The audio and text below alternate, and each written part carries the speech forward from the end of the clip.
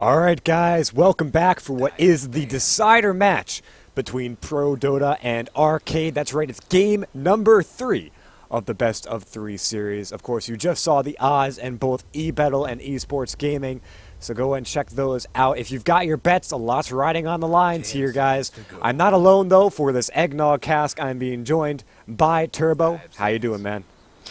Good. I'm excited to see who ends up taking it. Bans are very similar to last games.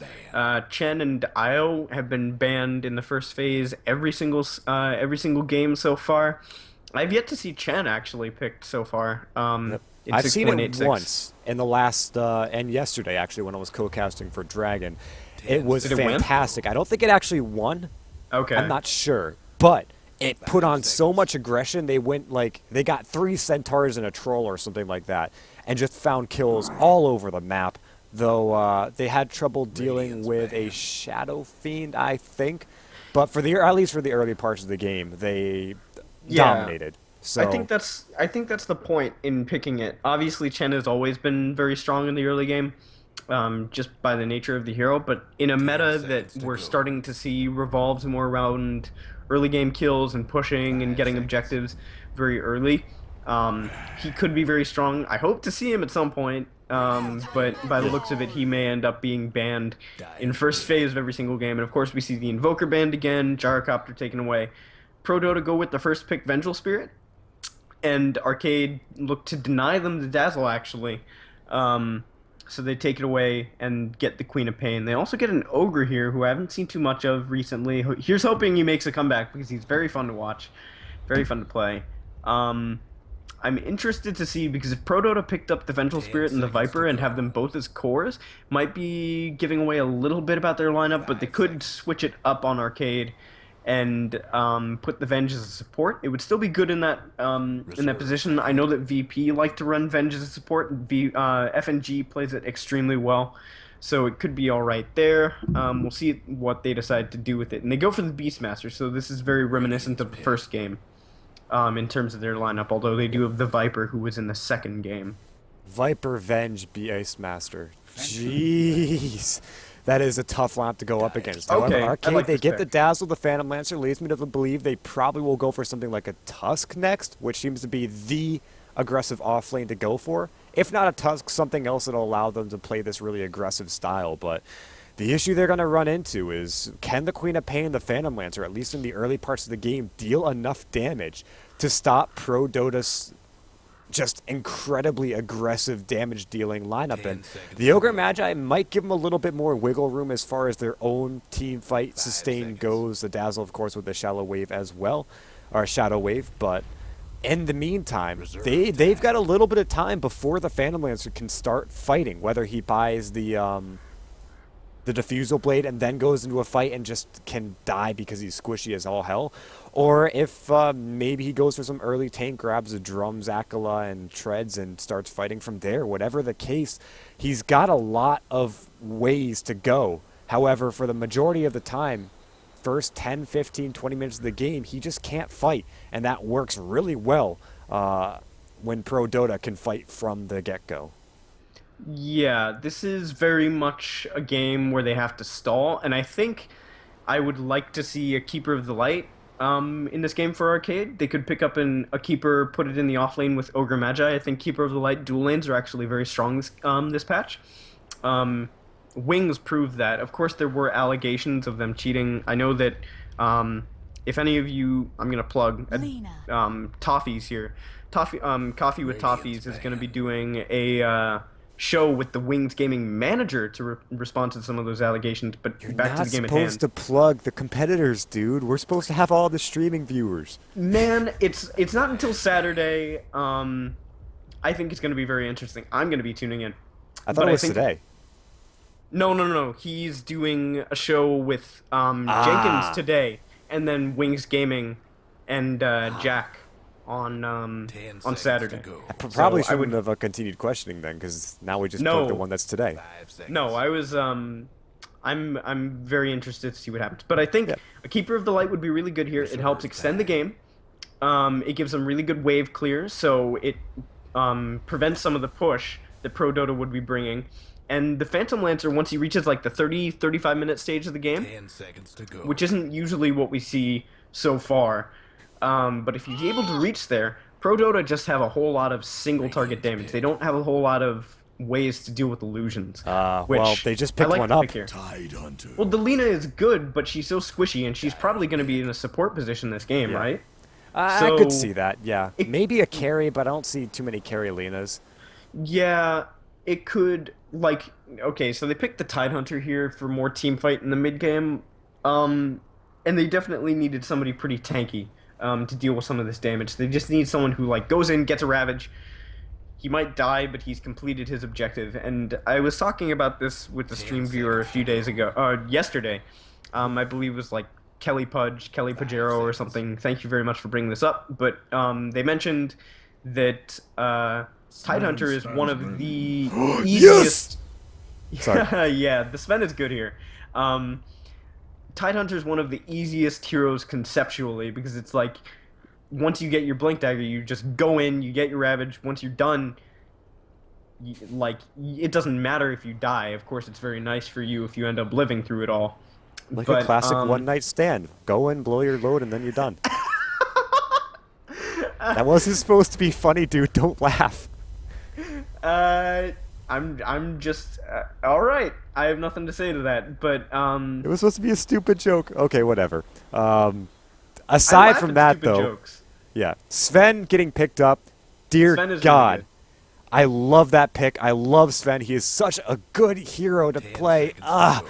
Especially with the Beastmaster too. He is Okay. incredibly strong. He'll be able Yeah. to deal with the Phantom Lancer illusions incredibly well. The one issue he faces is kind of like the Juggernaut issue. If he doesn't get a lot of farm early on, he doesn't fare well in the mid to late game. But I Yeah. believe they've got a good supporting cast for him. They should be able to handle very well going into the early game farming and can transition to the mid game as I get rid of these draft overlays. Yes, I haven't forgotten yet. But You're jinxing it. I know, but I like to take my victories when they come.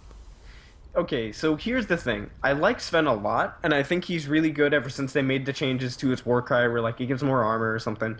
He's really good. But he runs into a bit of a problem in games where like he is a hero that requires too many things to be effective. He Yes. needs a blink, he Yep. needs a BKB, Yep. he needs like another stat item, Yep. and he needs his boots. So Yep. then once you get to the late game, like once you hit 30 minutes and if you've had a good farming game, you've got all those items, into the late game you have like two more options for items that you can pick up. You can get a Daedalus for extra damage, you can get an AC just for attack speed and armor and everything. All right. So And then here's what that's you it. do to play a Sven in this patch. All right. You buy a Helm of the Dominator first after your treads. Then I you go already for a dislike Blink this. Dagger. Then I you go already for a dislike Moon this. Shard and literally Rampage. That's all you need. Anyway, we've got a level 1 fight going on. Jackal's going to pop out with the Stormhammer. Seems like a lot of damage is coming back to ProDotA, though. However, Sunlight will grab himself the first blood. He trades himself away, but I think the damage has already been done. Jackal is now in a lot of trouble here. Doesn't have another stun, but does have a mangle. He may need to pop it, but he's walking into enemy territory. Doesn't have anything to deny off of either, so it looks like he will be brought down. ProDotA, they feed away 2 kills. Do they even get the bounty rune to make up for it? Yeah, okay, Jackal got the bounty, but gives himself away for the second or third kill of the game. 1-2 as it starts out. Where did the other bounty rune go? It looks like Dance got the Cheshire second Cat got one. it. So, actually in the top lane now, Isengard in a lot of trouble. They stun up with the Stormhammer and the Magic Missile. However, a little bit of Shadow Wave healing comes out. Isengard in a lot of trouble. Jackal can't chase him down any further, though. He's got the Burning Goo shit on him, and he will have to walk away as Vanscore isn't able to deal enough follow-up damage to get the kill. Did have a Light Strike Array, though. It didn't seem like it did all that much to follow up from the Stormhammer. This lane, it's going to be strong, but they've got to wait till level 2 or 3 before we really see it find its rhythm. Yeah, it's a bit of a wash lane, I would say. I don't know how much kill potential there is for either side, because the Ogre, very tanky. Champagne should probably Sunlight get level mid 2 lane. wave. He has to pop his Fairy Fire, but one more right click, and it will be enough to bring him down. Mad cuz bad, showing once again why he is one of the greater mid lanes in this tournament. Yeah, he has played very well. He's like getting kills in matchups that are traditionally unfavorable. He's stacking up these fires, which I wasn't sold on the item when it was first, like when the patch notes first came out, but I actually like it very much now that I see it in action. And despite the first blood, like in the last 2 games, he's been the one who's been first blooded, I believe. Even so, he is doing very well for himself. Well, first blood, honestly, before the horn doesn't mean all that much. Like, it is only worth it for the gold. Pretty much more, if you get... What? It's more that he dies before getting the bounty rune, so he's already at a disadvantage. Okay. It doesn't mean, like, obviously Viper didn't end up getting the bounty rune either, so it's a bit of a wash, but, like, you want every advantage that you can get when you're fighting a Viper. Yep. Sunlight could be in a bit of trouble here in the mid lane. Madka's bad will probably find another kill on this one. Champagne dropping low, but it's not going to be enough to get the follow-up kill. Madka's bad will get a second one here in this lane. And Arcade once again dominating through these lanes. It doesn't seem like ProDotA are having too easy of a time, especially with this top lane that they're putting a lot of investment into. Once again, I love this hero. But dear God, if he doesn't have his weak points. And the early lanes against a really tanky, really escape-heavy lineup is one of those weaknesses. He just cannot seem to follow up. His damage, pretty lackluster. His chasing, nothing short of abysmal. Yeah, the strength here is that when the Dazzle rotates out to get that kill on the Viper, usually you'd look for the team, like, the call will usually be, okay, our mid laner's dying, we know that the Dazzle's mid, we need to get a return kill, we need to get something in exchange, but because it's an Ogre Magi, like, what can you do? He has 674 HP, he's got 8 armor with no items to supplement it. You just can't get a trade, so he prevents you from bleeding whenever you make a rotation to get something in another lane. Looks like Sunlight could be in a lot of trouble here. Madka's bad is baiting out a little bit of early aggression. That keeps Sunlight pretty low, and now the gank will come through from Isengard will prevail. But do they want to blink into this one? It could be trouble. They come in with Champagne, though, so they definitely will. They've got the Scream of Pain as well. So they don't even need the blink. They just bring him down. The third death for Sunlight on this Viper. Meanwhile, another kill for Mr. Madka's bad. Now Anime Boy is in a little bit of trouble. They've got double stuns. They're trying to chase now with Jackal. He'll make his rotation around, but he gets onto the low ground and he's fine. Oh, and he won't even have his... Oh, okay, there goes himself. But they tried twice. So he forces them to expend a little bit of mana to chase him. The Sven doesn't come off the lane, so he's still CSing very well for himself. That's the one benefit of keeping the lane in this way. And just look at Cheshire Cat in the bottom. He's dominating in terms of CS over this Beastmaster. He's even throwing out the taunts occasionally to mess with him. Yep. Doing that backstroke. So, honestly, I love playing Beastmaster versus Ty because sometimes they'll get over aggressive. But dear God, if it isn't awful to fight into that Anchor Smash Max if you go for it. Actually, in the top lane, it looks like Jackal could be dead. And they come forward with Anime Boy. They've got the Spirit Lance to follow up for that kill. And now Met Pump could be in a bit of trouble, but Anime Boy has no more mana to continue chasing. Actually, he's got a magic stick, but that shouldn't give him enough, so the disengage will come through. Madka's bad now, taking a bit of damage in the mid lane. However, he's got a blink, so he should be fine. But that'll be it for now. Arcade taking 6 kills to the 1 of ProDotA. Yeah, and despite his 4 deaths now, Sunlight is still CSing pretty well. It just means that he doesn't get his maybe his completed boots or anything, or his mechanism as fast as he would like. But he's still doing decent damage to this Quap. They're about even in terms of CS. I like this Null Tally 2 Fairy Fire. Like, he is consistently getting down to pretty low damage, but he's not using his Fairy Fires because he would rather have the +2 damage over time and then the burst 75 heal. Yeah, hold on to them until you absolutely need it, because what it's going to come down to is the Fairy Fire is pretty much the safeguard for his Blink. As long as he has enough mana and has it off cooldown, then he needs to pop a Fairy Fire if he drops very low or gets chain stunned and needs to secure that Blink. That's all it is necessary for. So it's a last resort for him. In the meantime, +4 damage is no shortage in the early game. He can get another kill here. Oh, is Isengard going to break their smoke? If he breaks their smoke, nah, they're going to go around. Yep, this is absolutely perfect for him too, because that means that they have no idea he's there. Our Isengard's there. Sunlight is in a very problematic position. Madka's bad is just going to wait for the proper time to go in, though. I don't think he wants to use his blink to initiate. He would be better off just going for the Shadow Strike first, and that's exactly what's going to happen. Isengard, he walks over to the side, but in comes the Ignite, and yeah, this is a pretty easy kill. Meanwhile, in the top lane, it looks like Jackal should be... no, actually, Jackal is the one there for the kill. It's actually Champagne the one to drop. I just assumed it was Jackal because he's been having a shitty lane so far, but... He will survive through this one. No surprise there, as it is Champagne to go down. And Anime Boy hangs pretty far back, as I believe this lane, as I said, gets stronger and stronger over time. And this is when things start to get a little more difficult. When you've got the level 3 Stormhammer, you've got the level 2 Light Strike Array, Metpum, level 2 Magic Missile. Things are just becoming more and more of an issue for Arcade on the top lane. They should swap their lanes. The Tidehunter has got decent farm. Okay, they're going to rotate 3. Oh boy. This could be trouble actually for Jackal if he gets hit by the Ignite, but it looks like only the Spirit Lands will come through. They should be able to follow up from this one very soon. They need a Gush, but he doesn't have it. He went for the max Anchor Smash, max Kraken Shell build, and now he's got a 3-man Stormhammer, but the Ravage does still come out. The Light Strike Array also connecting on the 3. They've got the Magic Missile now flying out, but Dance, he should be fine. Metpum dropping pretty low. Fan score also eating some really good damage, but Tron, he is there for the kill. They get a double as Jackal will come through with a Stormhammer as well.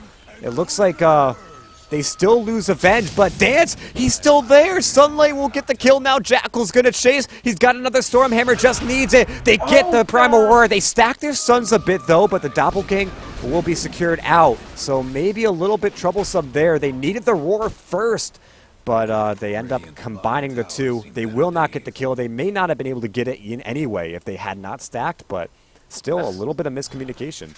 That's still favorable. Like yeah. Oh yeah. They get 3. They expend the Tide Ravage without getting anything for it besides the Venge kill, I think. And yeah, this is exactly when the lane should swap. Like Cheshire Cat should go to top, and the PL is going to go to bottom. He needs to catch up on farm and levels.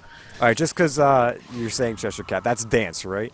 Yes. Okay, so maybe I'll remember, maybe not, but looks like Metpum and Vanscore are going to scout him out by the Ancient Pit. They screw up this stack, by the way. This is so cheeky. It actually is hilarious, so no He's shortage going for of a mech laughs first. there.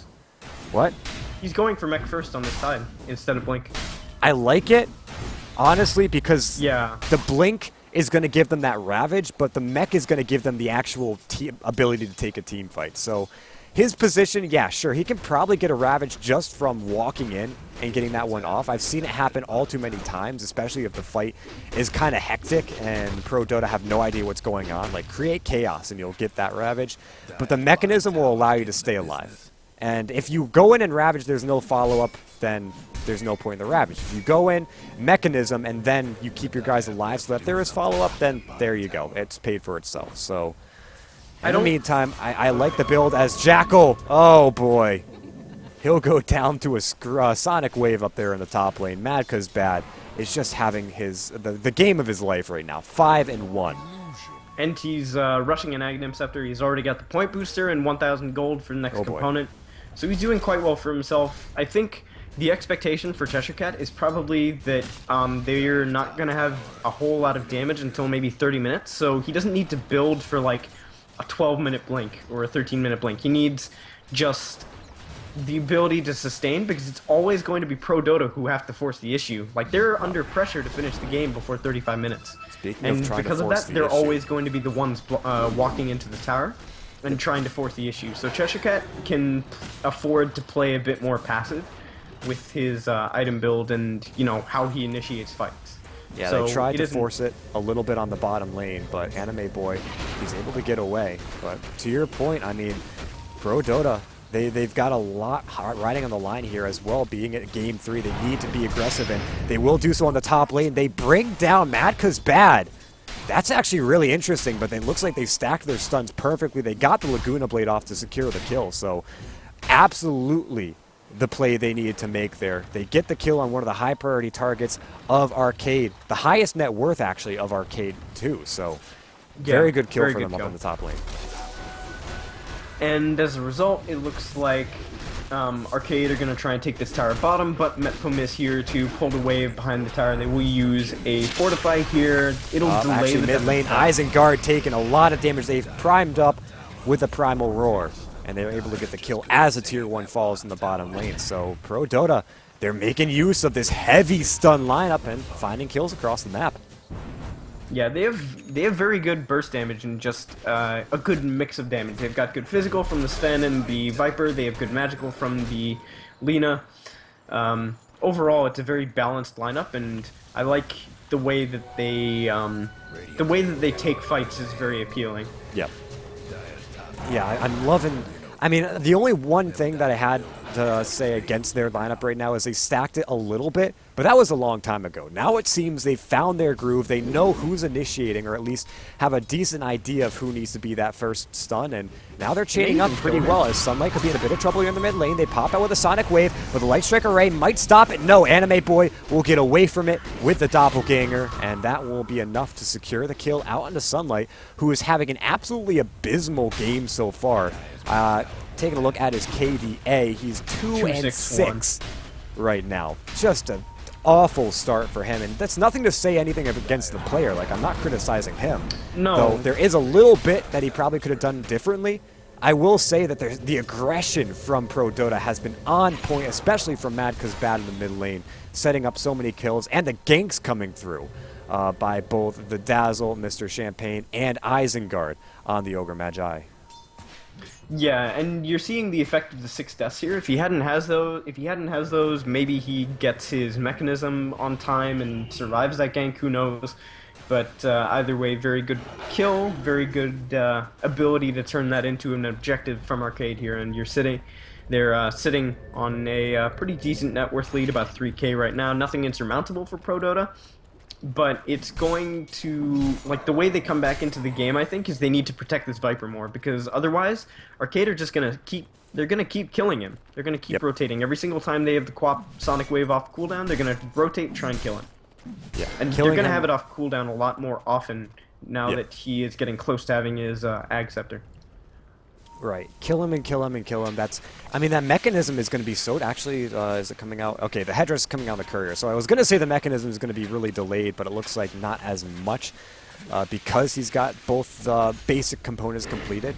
Still, I mean, killing this Viper over and over again is what keeps ProDotA gimped, because he's going to be the one, at least for the first 20 or 25 minutes, that's supposed to be dealing the majority of the damage. They've got a whole lot of stuns, but they need the follow-up damage to make up for it. And it looks like he could be... No, he's just going to peek himself out, so he's all right. But they need to rely more and more on Jackal becoming that follow-up damage. And even though, yeah, he's got a lot, it's still... Actually, with level 11 coming up, he might be enough to fill the bill. So I don't know. It's looking like ProDotA actually might have a fairly decent shot at this game, even with Viper taking a lot of heavy aggression. But they still got to find ways to get Viper some farm, or he's going to be food.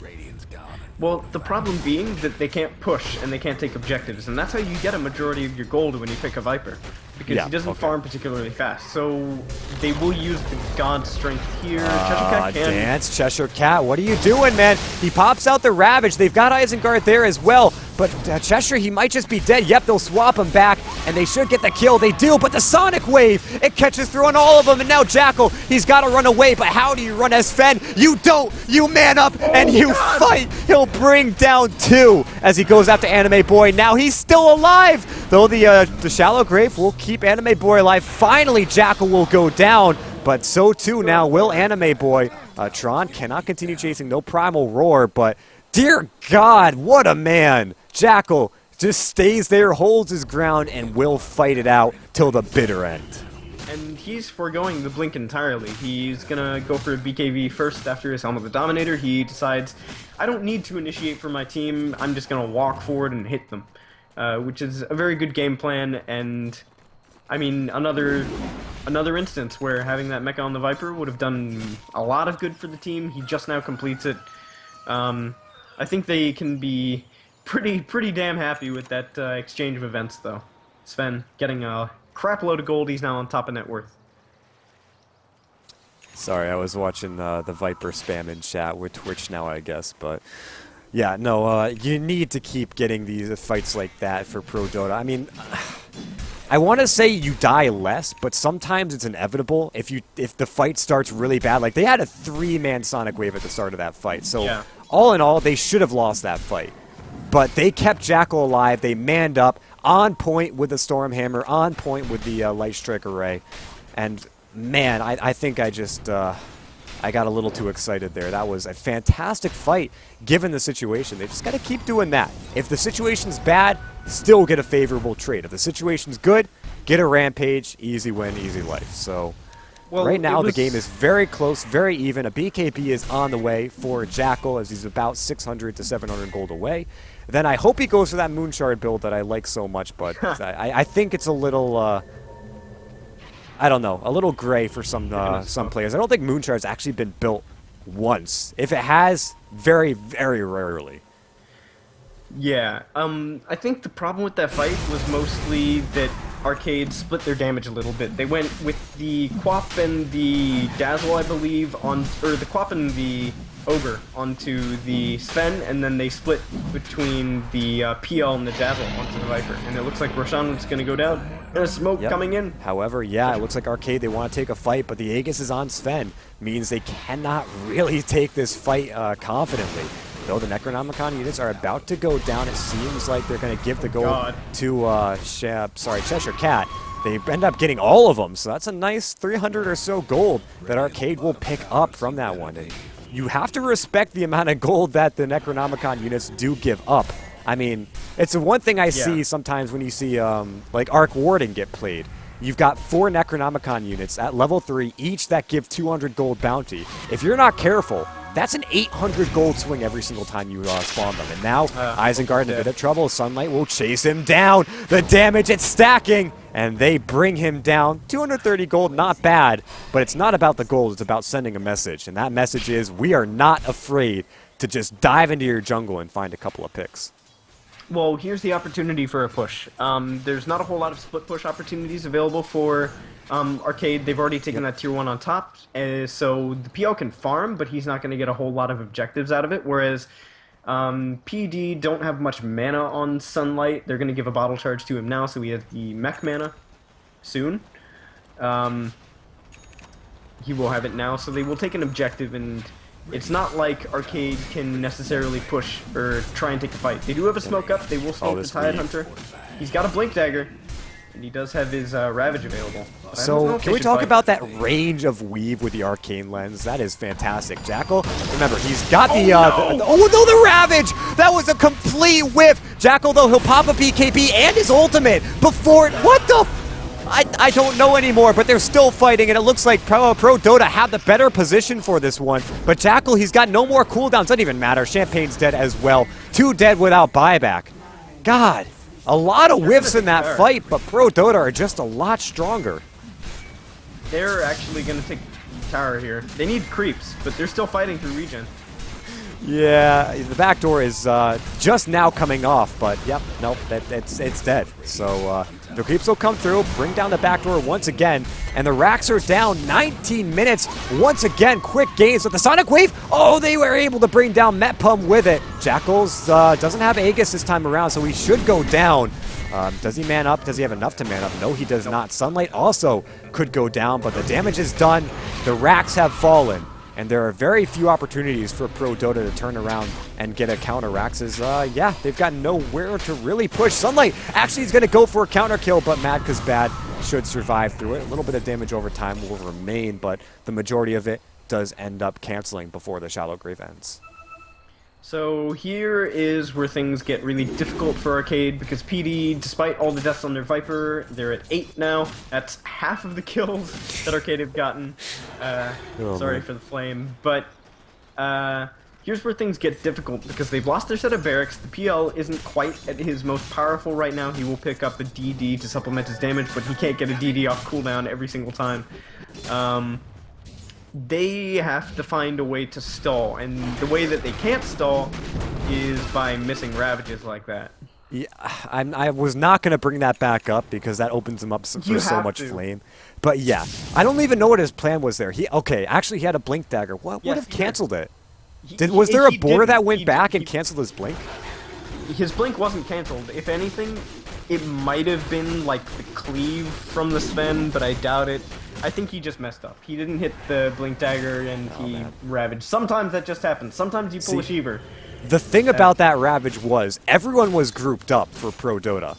Yes. Like, if that Ravage had connected, I have a hard time believing ProDotA would have won that fight. Especially considering the major mistake that Jackal made, popping his BKB and his God Strength before his Aegis got popped. Like, that has got to be one of the biggest misplays I think I've seen. Two of them, actually, two of the biggest misplays I've seen in one team fight. Call it a double misplay. Yeah. Both teams, but when both teams misplay, it just goes to show you that ProDotA ends up coming out on top. They are the misplay kings, and now there is going to be a full Guardian Dreams completed. Here we go. Now the Ravage won't rift. They've got the Sonic Wave now onto Jackal. He pops his BKB, has God Strength, but will hold on to it. Now goes for it, manning up, but this time he's not able to bring anyone down. Vanscore getting chased onto the backlines, wasn't able to follow up off that Stormhammer, and they still fight ProDotA. It's a 1-for-1, but it's Jackal for Champagne. And it seems like ProDotA, they'll continue this push as I think everyone on Arcade are pretty low. But the creeps now will come through.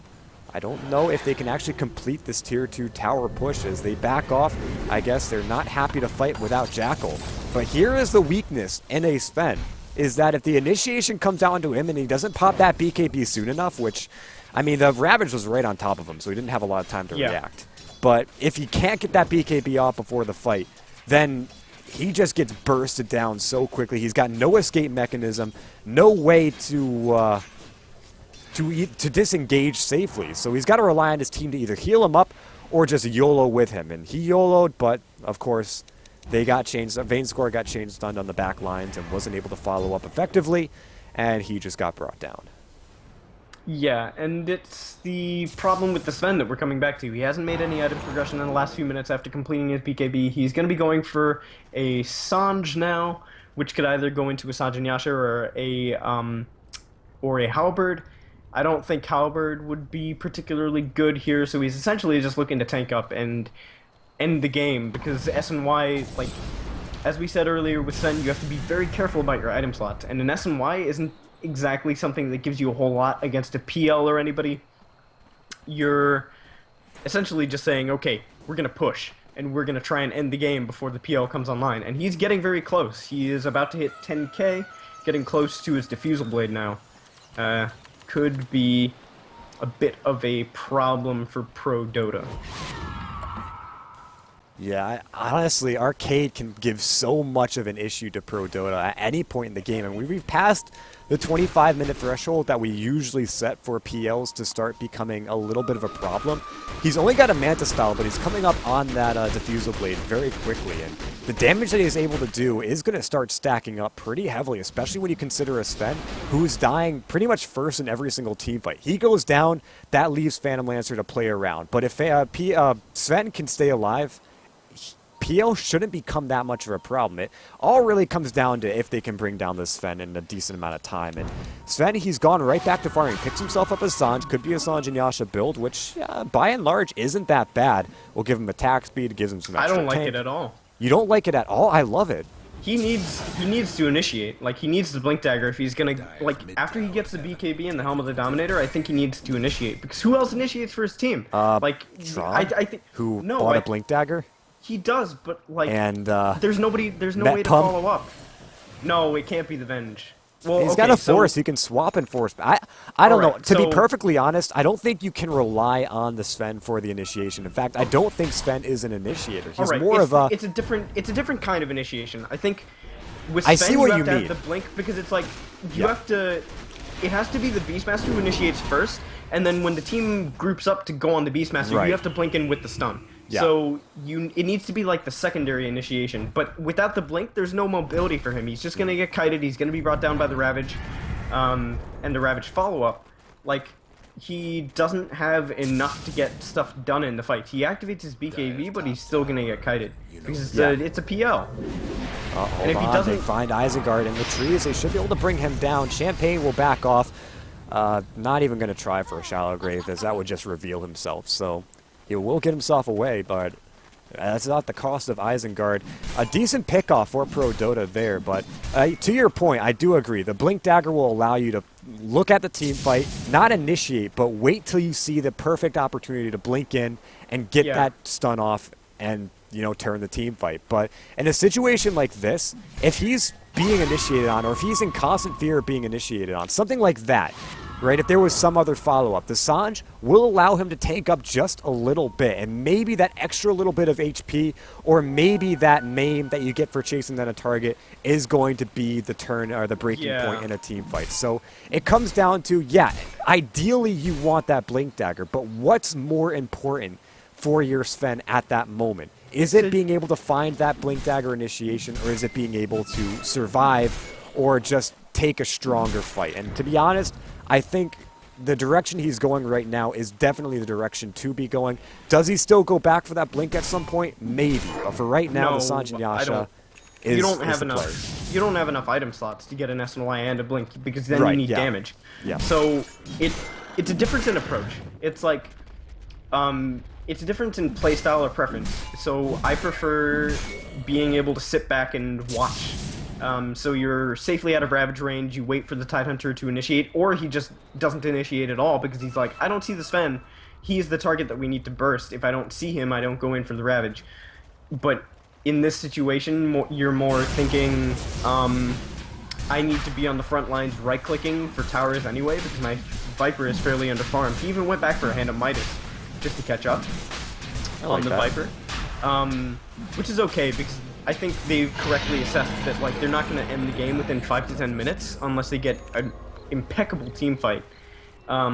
So they need to start aiming towards the late game. So it's a difference in approach.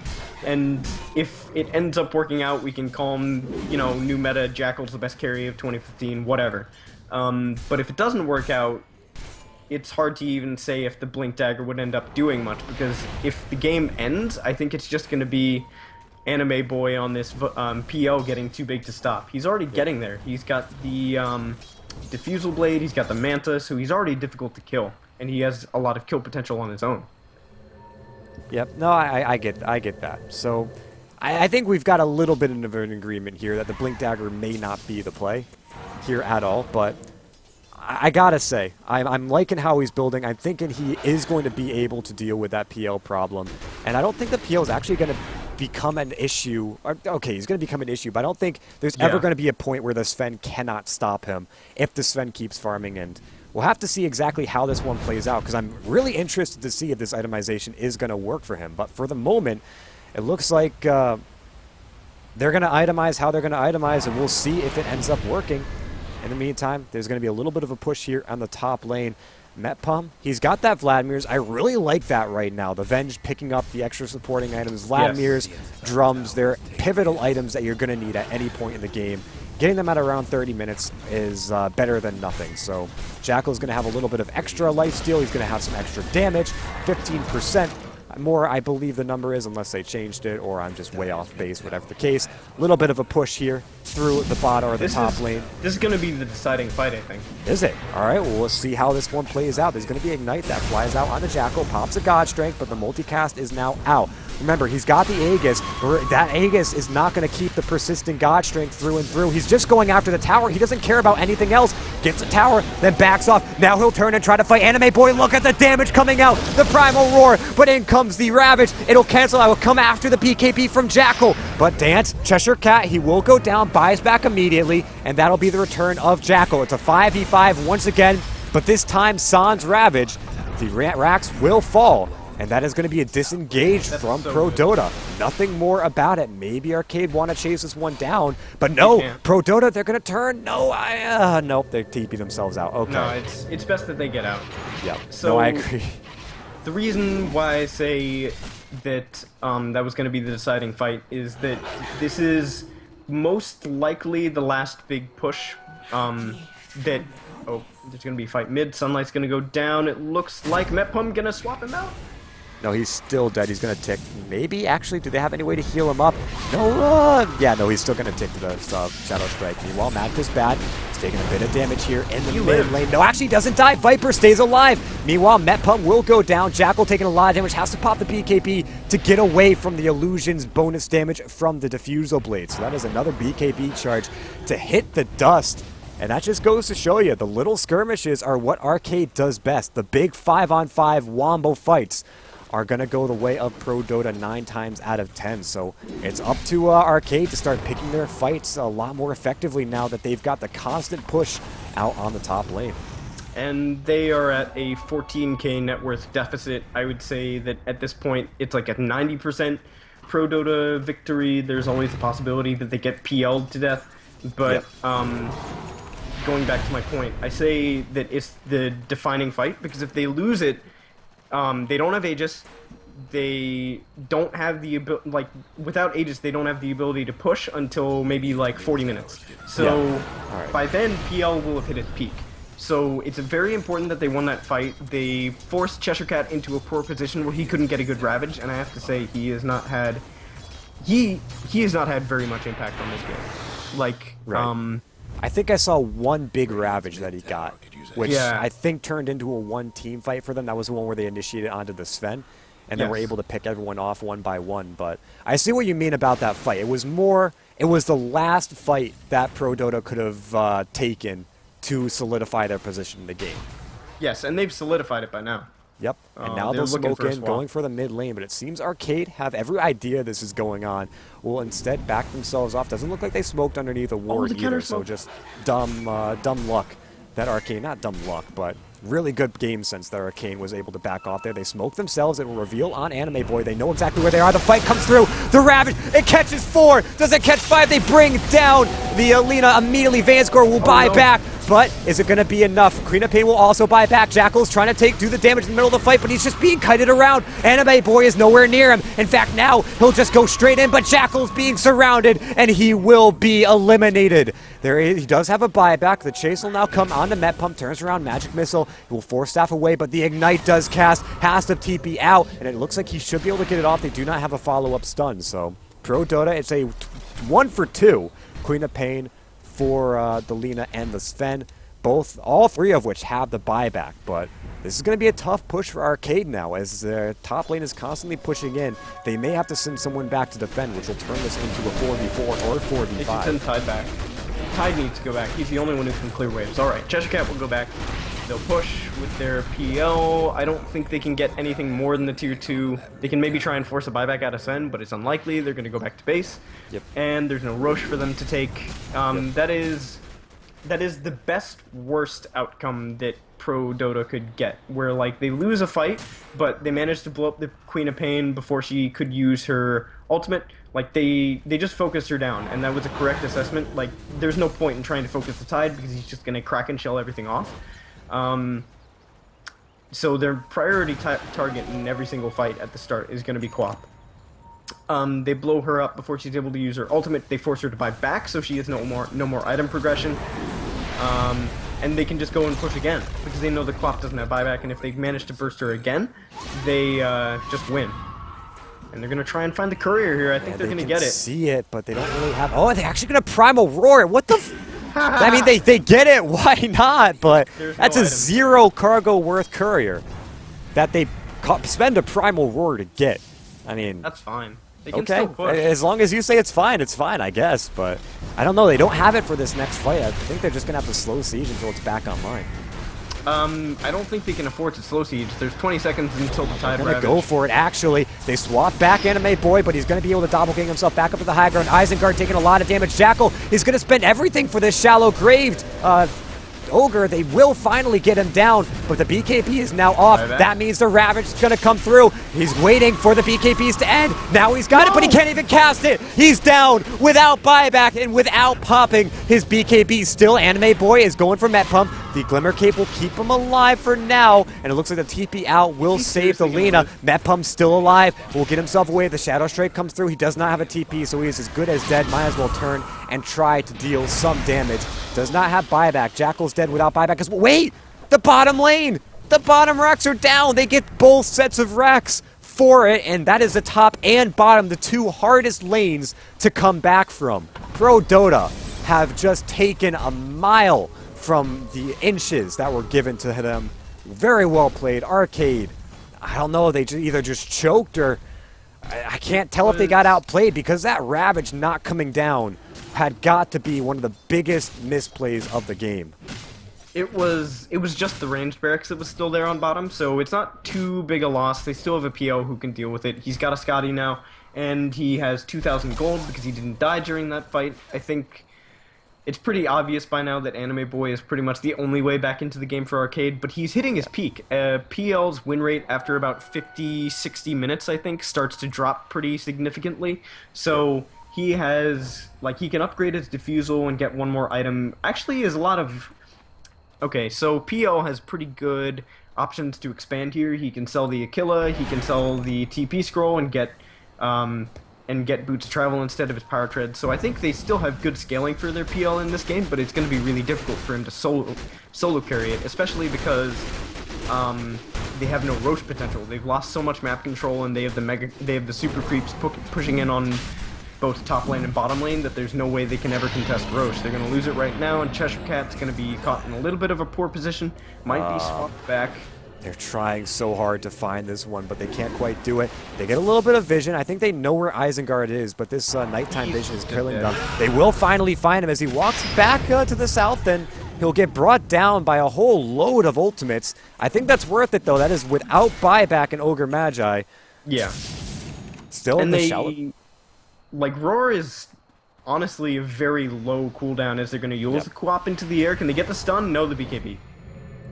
I mean, that's a BKB now used. That is a 6-second BKB, so the cooldown is up at 60 seconds, which means it'll be down before or after the Primal Roar comes back up. In fact, Primal Roar is already up, as he has a Refresher's Orb. That's probably why.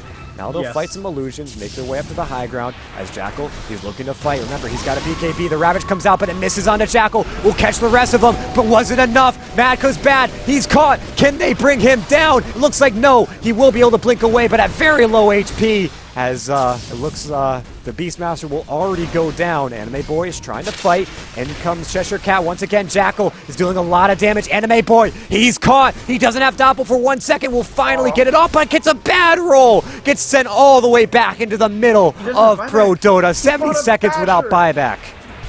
He bought a Basher instead of keeping buyback? Why? I don't know, but the point stands. He's going to lose racks because of this, and this could be the game. The Laguna Blade, lightning beats water in classic Pokemon fashion. Madka's bad will blink in, goes after Vanscore, but the Mega Creeps comes through, and Madka's bad goes down without buyback. GG, well played. It's all over. ProDotA will take it 2-1, and Arcade will drop down, I think, to the lower bracket. Yeah, it's going to be a lower bracket battle for them. Well played, but God, the misplays by the Tide really hurt them. Like, he needed to get... Like, Tide is a... We actually mentioned this earlier. Like, Tide is very easy conceptually. You just need to get in and get Ravages, and he didn't get Ravages. So, I don't want to hang the loss entirely on Cheshire Cat, because ProDotA played extremely well. They came back from a small deficit, like a 3k gold lead for Arcade, and brought it back to like 15k, 20k in their favor. So definitely a well-deserved victory. They played their strat to perfection, I would say. All right, guys, that was the third game, and PD move on. But do not fret, because there is a second series being played today. Hellraisers taking on... No Logic.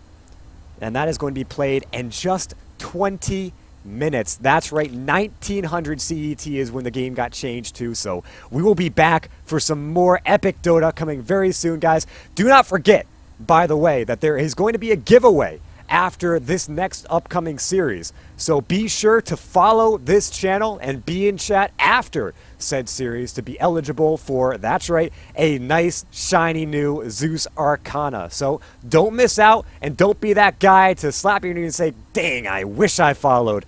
In the meantime, we're going to take a short break, take a quick message from our sponsors. We'll be right back with the next series of the day, guys. Stick around, more Dota coming up.